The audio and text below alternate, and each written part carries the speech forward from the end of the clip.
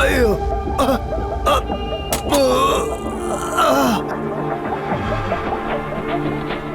അയ്യോ നിനക്ക് രാഘവൻ സാറിന്റെ വീടും പറമ്പ് വേണമല്ലേ? സത്യഭാമയും കുടുംബത്തെയും ആ വീട്ടിൽ നിന്ന് നിനക്ക് ഇറക്കി വിടണമല്ലേ?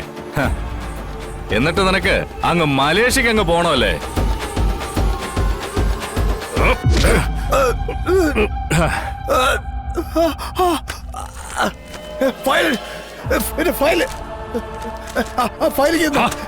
മാറിക്കണോ അവിടുന്ന്? മാറിക്കണോ?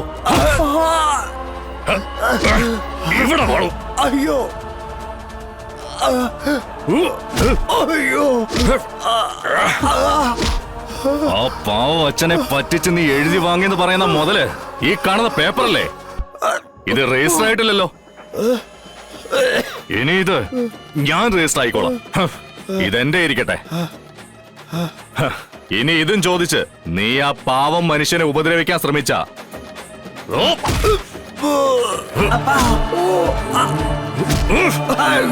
ഇവൻ പുലിയാണല്ലോ. അപ്പൊ ഇവനെ കുറിച്ചായിരിക്കും പറഞ്ഞു കേട്ടത്. ശിവൻ മലേഷ്യയിലേക്ക് പോകാനുള്ള നിന്റെ ഈ തടിയില് ജീവൻ ഉണ്ടാവില്ല.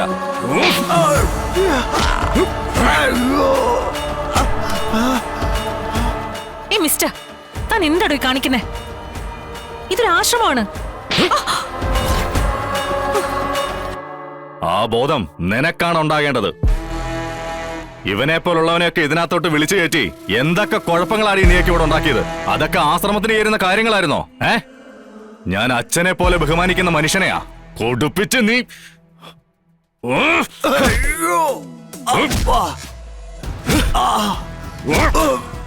നോക്കി നിൽക്കാതെ സെക്യൂരിറ്റി വിളിക്ക്.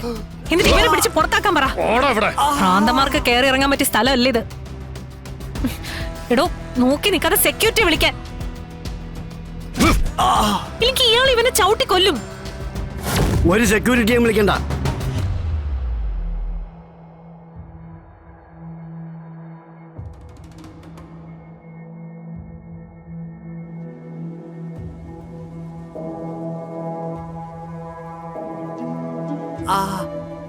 ഞാനെല്ലാം കണ്ടും കേട്ടും നിൽക്കുകയായിരുന്നു. സ്വാമി, ഒരു പാവം മനുഷ്യനെ കുടിപ്പിച്ച് സ്വത്തുക്കൾ എഴുതിയെടുക്കാൻ വേണ്ടി അങ്ങയുടെ ആശ്രമമാണ് ഈ കിടക്കുന്ന ഫ്രോഡ് തെരഞ്ഞെടുത്തത്. അതിന് സഹായിച്ചതോ അങ്ങയുടെ ആശ്രിതയായ ഈ ശിഷ്യയും. എന്റേതായ രീതിയിൽ ഞാൻ ആവശ്യത്തിന് കൊടുത്തിട്ടുണ്ട്. ബാക്കിയെല്ലാം അങ്ങയുടെ തീരുമാനങ്ങൾക്ക് ഞാൻ വിട്ടുതരുന്നു.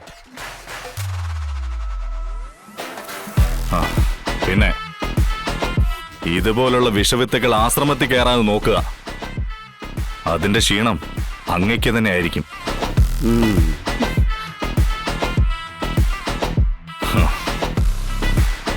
മേലാൽ ആ കുടുംബത്തിലുള്ളവർക്ക് എന്തെങ്കിലും ദ്രോഹം ചെയ്തെന്ന് ഞാൻ അറിഞ്ഞാൽ വീണ്ടും നമ്മൾ തമ്മിൽ കാണേണ്ടി വരും.